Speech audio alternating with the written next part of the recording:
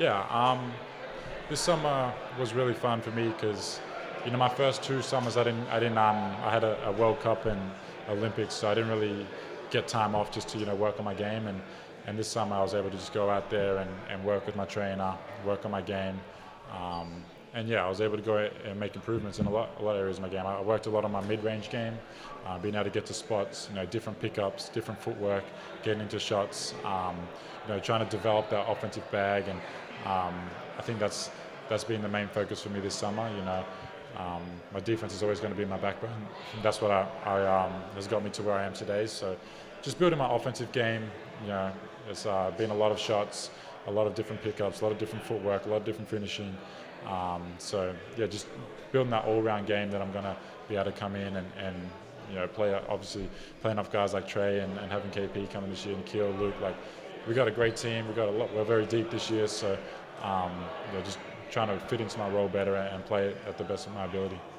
Dyson, like you said, your defense is your backbone, but you can always consistently strengthen your strengths while also strengthening your weaknesses. When it comes to your defense, what are you working on, kind of taking to the next level? We all know that you're a great perimeter defender, but obviously you can also improve on some things. So what are you looking at improving when it comes to your defense this season? Yeah, so I watched a lot of film. Something that I've really, focused on this year is where can we be better team defensively? Where can I help the team more? And obviously, I can come out there and get steals and make plays like that. But when it comes down to getting a stop, like, we need to be in the right positions for each other. We need to, have each other's back and rotate for each other. And for me, I'm trying to see, points where I can be better at help defense. Where should I rotate from? Should I not rotate there? Where can I hold my teammates accountable to rotate from? And for me, coming into that this year, I want to be a leader on that end of the floor. I want to be more vocal, and I want to be able to, tell people, hey, no, like, we're not rotating from here. We need to come here. You need to fly around. You need to, close out short here. Like, just little things and like on-ball defense. Trying to fight through screens better, keep my matchup, and yeah, we got a good defensive group. With KP coming in this year that can protect the rim, and yeah, we're gonna change a few things, I'm sure, on that end of the floor, because we need to be a better team defensively. But it starts with having like a leader on that end of the floor and being able to hold each other accountable. You just spoke on some of the new additions with KP and Nikhil being here. Of course, you're well regarded as one of the best perimeter defenders in the NBA, but adding those two guys to the roster, what are some things you're looking forward to as far as giving teams a headache on the defensive end of the ball? Yeah, I mean, defense is fun. When you're getting stops, you're getting steals, blocks, flying around and creating easy offense, that's fun, and that's energy for the team. So bringing in those guys is only going to help us. And obviously, Nikhil, an elite on-ball defender, KP, elite rim protector. Like, these guys, they're going to help us tremendously. And for us, it's just about building that chemistry, knowing what our tendencies are on defense, and figuring each other out. Like, obviously KP is going to be at the rim, but I'm not just going to send my guy to there and rely on KP to be there.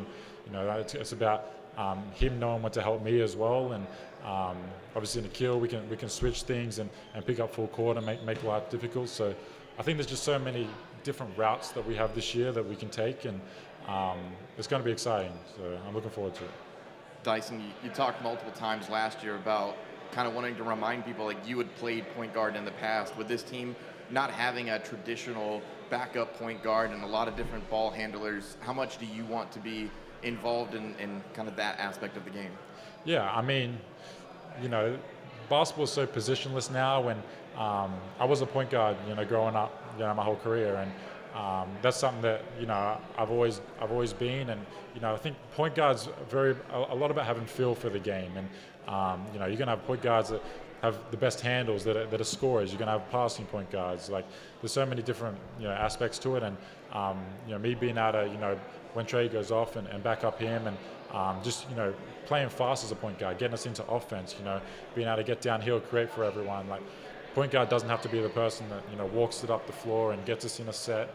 And sometimes you got to do that when when their teams are going on a run, but it's just about, you know, knowing the game, knowing how the flow's going, knowing what the team needs at certain times. And I think one of my strengths as a point guard is just being able to, you know, play fast. You know, we got, you know, Jalen, you know, who can play fast. We got, you know, Zach, like guy. We got athletic wings who can get out and run. And I think, you know, especially like at times in trays off the floor, those are where we can take advantage of, you know, being able to use our size and length and get out and play fast. So, yeah, me knowing that I can play point guard, and I've done that in the past. You know, I think my years now, I'm going into year 4, I'm starting to feel more comfortable at that position, and I know what to expect at that position. So it's just about, you know, building on that and yeah, giving Trey, you know, being able to have coach trust that Trey can go off and someone's able to, you know, be disciplined and run that spot.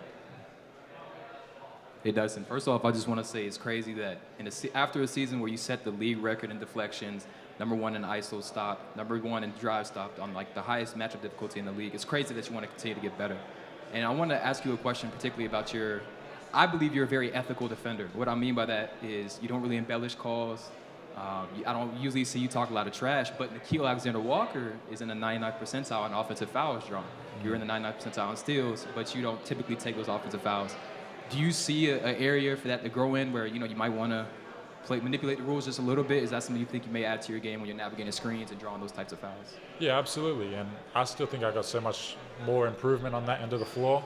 Obviously, I think I have the tools to, you know, be able to do it all. It's just about, you know, the game moves fast, and you got to make quick decisions out there. And you know, it's like half a second. You got to choose whether you're going up to, you know, contest, whether you're going to, you know, step in and take a charge. And that's something I want to do more. And the offensive game evolving. You know, obviously there's people elite at drawing fouls the past couple of years, and so I think one of my strengths is keeping people off the free throw line, not fouling people, and being able to contest shots, you know, without fouling. And something that I do want to do better is, you know, draw more offensive, you know, calls, whether it be coming over, taking a charge, you know, whether it be, I mean, basketball's flopping. Like you got to know if you get hit wrong on a screen, like you got to sell it, otherwise you're not going to get the calls. So it's about knowing when I can do that stuff and knowing when I have to be disciplined, fight through things, get back in front. But yeah, so there's still so much more improvement I think I have in me, and like I said, it's all about making quick decisions out there and making the right decisions. So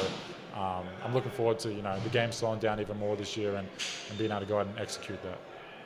Dyson, we saw you as a correspondent for the NBA during the finals. Just what was that experience like for you, and will you be joining us on the media side? And it's hard, you know. I got to give you guys credit. You know, that's hard. You know, trying to think of questions on the spot and stuff like that. But you know, I really enjoyed doing that, just to see the different side of, you know, the media and everything that goes into the behind the scenes with the camera work and film and stuff like that. It was really cool, and obviously I want to be there on the players' side, you know, but just to experience the atmosphere of the finals, and it was just a whole nother level. And I hope I'm not joining, you know, the media side anytime soon, but I did have some fun, yeah.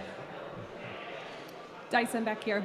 I'm curious, looking back to last season, what was it specifically about this team and organization that made you so comfortable to play the role you needed to, but also progress as a player? Because I have to believe whatever your answer is, it's going to be the foundation this season to help you become that vocal leader that you're wanting to be. Yeah, 100%. Coach Q was huge for me. You know, coming into this year, last year, he gave me so much confidence in myself. He gave me that starting role. He wanted me to go out there and just be myself. Like, he's never, you know, told me not to shoot a shot. He's never told me not to go out there and make a play. Like, he gives me so much, you know, confidence in myself. And you know, as well as Coach Q, it was also just about me and my mindset coming into the year, knowing that I wasn't happy with my first, you know, 2 years that I had in New Orleans. I wasn't myself. I wasn't the aggressive self I could have been. I felt like I'd taken a step back. So, you know, if I wanted to change my career around and go out there and you know, be that impact player I know I could be, it was about, you know, just going out there, playing free, not being, you know, afraid of anyone, and that's what I did. And I'm looking to build on that every year, and I know what it takes now. And this organization's been great. My teammates are great. They give me, you know, so much, you know, confidence. You know, the front office, you know, everyone's easy to talk to in this organization, and it just, you know, it just feels like home. Like, you come in every day, you want to be there, you want to work, you want to stay around, you want to talk to people, and when you're in that sort of environment, it's, you know, it makes it a lot easier to, you know, flourish out there. Dyson, we've seen your company have a couple clothing drops during the summer. How cool is it to see guys like Muhammad Gay, even today, come and wearing your stuff and having that support for you? It's great, having my teammates support me with, the clothing line. I always, show them stuff and they love it. They always want stuff. So I'm gonna continue to, get them things. And fashion's like I love doing that outside of basketball. I love my clothing line. It's something I've always wanted to do. So to have that up and running and my teammates supporting and people supporting it, it means a lot to me. And yeah, it's just one of my passions that I have outside of basketball, that I'm able to, take my mind off the game a little bit and go out there and be creative. So, thank you.